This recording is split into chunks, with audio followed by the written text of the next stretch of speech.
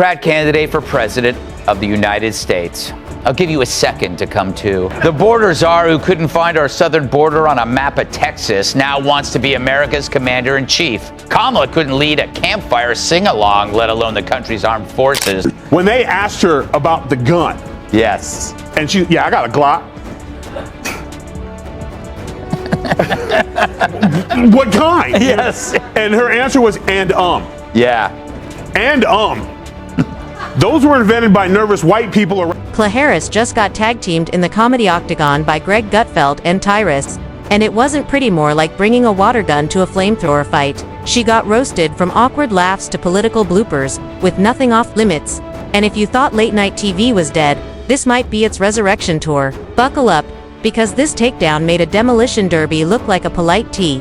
Very important, as you have heard from so many incredible leaders, for us at every moment in time, and certainly this one, to see the moment in time in which we exist and are present, and to be able to contextualize it, to understand where we exist in the history and in the moment as it relates not only to the past but the future. You know, that's some bad weed. Generally, when people get high, they actually have some interesting thoughts. And the VP Harris, she won't go to the border, probably because she'd rather take the magic school bus to the moon. You guys are gonna see. You're gonna literally. Kamala Harris must have thought she could skate through politics with the same awkward cackle she uses to dodge tough questions. But Greg Gutfeld and Tyrus weren't buying it. The duo unleashed a roast so brutal it made her look less like the Vice President of the United States and more like the world's least convincing improv comedian stuck on stage with no script. And if her word salads were bad before, Greg and Tyrus turned them into full-blown comp. The Biden administration has promised to beef up security for President Trump, using the same agents that protect Kamala from reports. With your own eyes, I'm telling you, it is gonna be unbelievable. Kamala Harris has this uncanny ability to make every speech sound like a half-finished elementary school book report, repeating the same phrase 3 different ways as if sheer repetition might magically give it meaning. Greg Gutfeld jumped on that, joking that her speeches sound like they were written by a malfunctioning magic 8-ball, while Tyrus piled on by comparing her so-called inspiring lines to the instructions on the back of a shampoo bottle. Repeat, lather, and hope no one notices there's no substance. Kamala's audience squirms as she yaks about pachyderms. Our video of the day comes to us from the former VP who made her first major speech last night since Trump took office, and it was another classic ball of verbal vomit. Here she is referencing a viral video of elephants. Watch. Who saw that video from a couple of weeks ago? The one of the elephants at the San Diego Zoo during the Earth. You know what happened, Greg? The teleprompter went up and they cheered too long. Yeah. And she panicked because all she couldn't remember the connection word. So she panicked.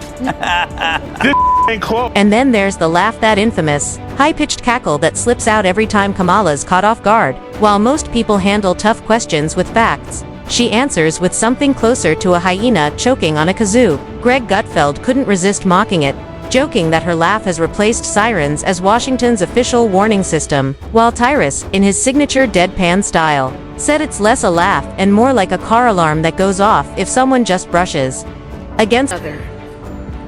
To protect the most vulnerable. Think about it. What a powerful metaphor. Yeah.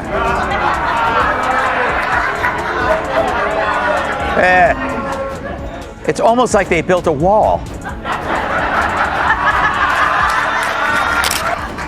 Kat, there's worse things that you can say to people.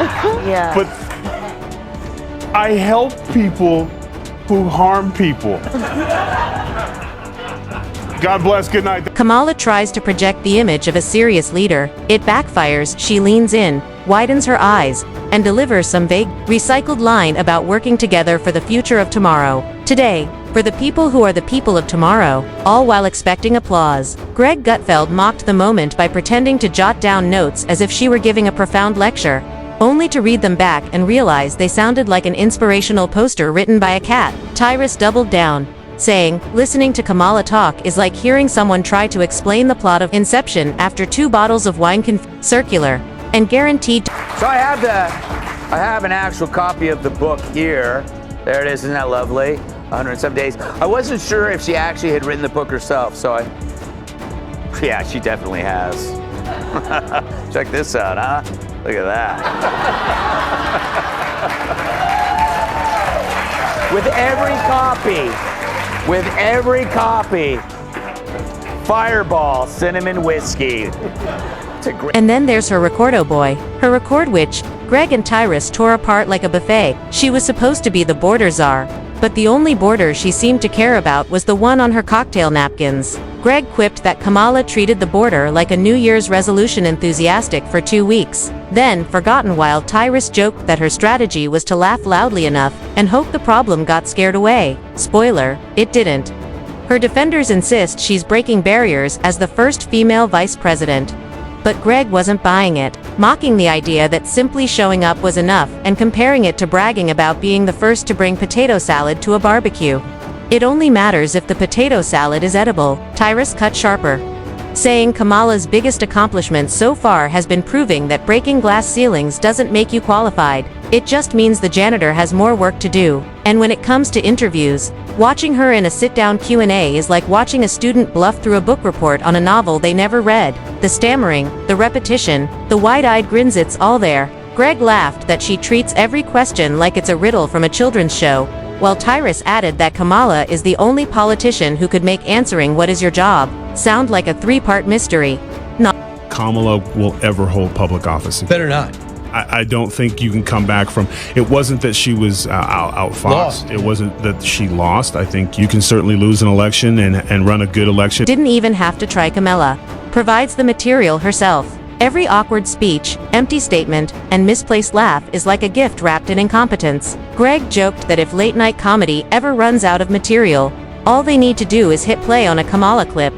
While Tyrus added that she's single-handedly keeping impressionists employed nationwide, her attempts at diplomacy weren't spared either. Sent overseas to represent America, she often came off like a confused tourist. Greg compared her behavior at international summits to someone fumbling at a dinner party, unsure which fork to use, while Tyrus pictured her prepping for meetings by Googling how to look important while nodding.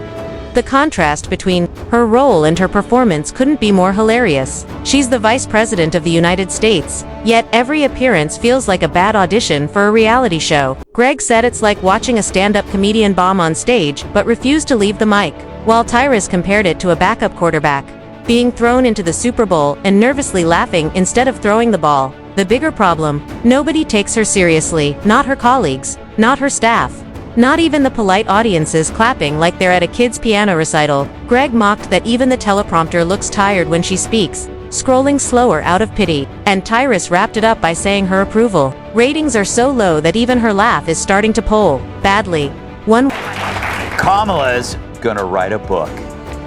Since leaving office, I've spent a lot of time reflecting on those days, talking with my team, my family, my friends, and pulling my thoughts together.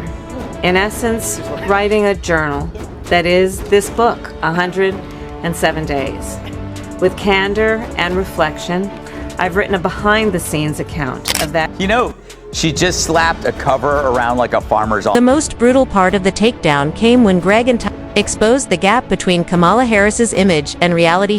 Wants to be seen as a trailblazer and visionary leader, but instead, she's become the internet's favorite meme and the punchline of her own story. Greg summed it up by saying Kamala proves that being historic doesn't automatically mean being competent, while Tyrus sealed it with, "History will remember her mostly as the vice president who made everyone grateful for mute buttons." The harder she tries to defend herself, the worse it gets, with her politics resembling a game of chess where she only moves pawns back and forth while giggling. Greg mocked her habit of mistaking enthusiasm for leadership, clapping loudly as if that could solve problems, while Tyrus cut deeper, calling her the human version of a screensaver. She moves constantly, but nothing meaningful happens. The irony is that Kamala was supposed to be the Democratic Party's future, the bright star, the fresh face, the one to carry the torch. Instead, she's become a never-ending late-night comedy sketch. Greg joked that Democrats are probably Googling the return policy for vice presidents.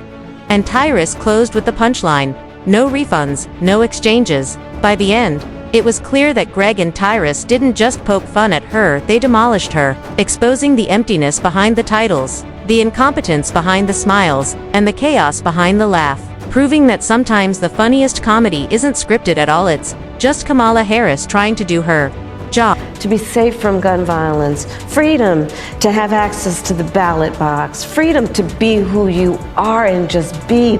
See, my guess is she's making an argument for assisted suicide. The funniest thing about Kamala Harris is that she always seems shocked when people don't buy what she's selling. She'll stand at a podium, deliver a word salad so long it could be a side dish at Olive Garden, and then look surprised when everyone is confused. Greg Gutfeld joked, she's the only politician who can make a 5-minute speech feel like a 3-hour TED Talk on absolutely nothing, while Tyrus deadpanned that her speeches are basically GPS directions, stuck on recalculating forever. Her press appearances are even worse. Reporters ask serious questions and she responds like a kid caught stealing cookies. Wide-eyed, nervous, and desperately trying to change the subject. At first it's entertaining, but then you realize nothing is actually happening. Tyrus topped it off by saying that if Kamala were in a courtroom, even the jury would fall asleep before she finished her opening statement. Her big speeches don't fare much better. She delivers them with the gusto of someone who thinks she's solving world hunger. But the content is so hollow you could fit her entire policy agenda into a fortune cookie. Greg laughed that her speechwriters must be trolling her, slipping in random phrases like the significance of the passage of time just to see if she notices, while Tyrus added that she could read the back of a cereal box and still manage to sound like she's giving a national address. And then there's the chaos inside her own office. Her staff keeps quitting faster than guests, fleeing a bad dinner party. Greg quipped that if Kamala ran a restaurant, the chefs would walk out by the end of the first week, leaving her nervously laughing while burning the bread. And Tyrus delivered the knockout punch by saying her turnover rate makes fast food look stable. 111. You're 1,000% right, because his homeboy was sitting next to him. He said, no matter what you ask her, the answer's going to be Donald Trump. Yeah. And then he looked at him like, damn, how did you know that? He's like, I've seen. And then there's the laugh always, the laugh that misplaced, uncontrollable cackle that erupts at the worst possible moments. Greg mocked it as the official soundtrack of confusion, while Tyrus called it her version of an error message. Imagine trying to negotiate with foreign leaders and suddenly bursting out into that shriek.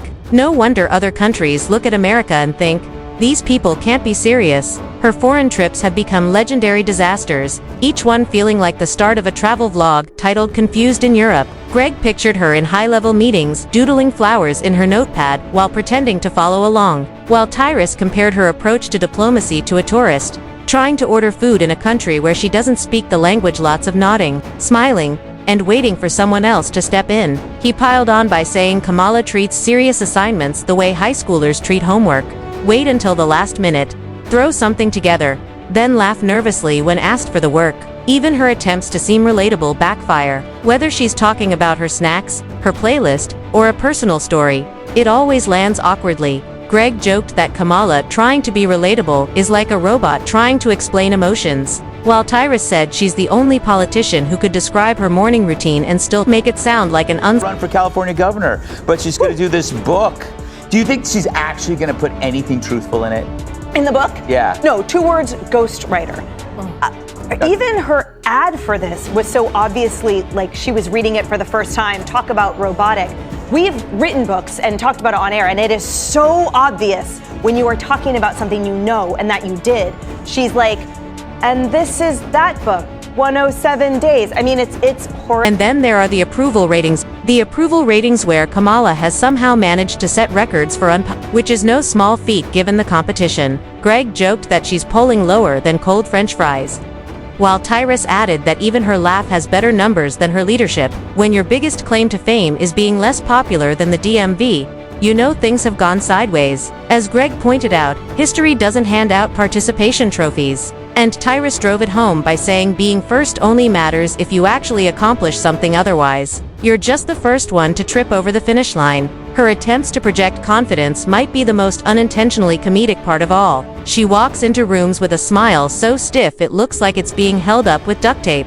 Greg compared it to someone faking their way through a song by mouthing random words and hoping nobody notices, while Tyrus said it's not confidence at all, it's performance anxiety playing out in real time. At the convention when you said you have guns. No, at the debate. At the debate. I'm a when you gun owner. Tim Walz I is a did gun not know that. If And I thought somebody that was breaks in powerful. my house, they're getting shot. Yes. I hear that. I hear that. Probably should not, Jen. Why is no one talking about the first time I've ever seen Oprah Winfrey stutter? Yeah. She was like, what she wanted to say, remember that stupid you said at the, which, was it the debate or was it the DNC that they drew me out and Stedman's pissed, he was double parked waiting for this. Like she literally said nothing. She's like, if Oprah can't save you, nobody. And then comes the obvious question.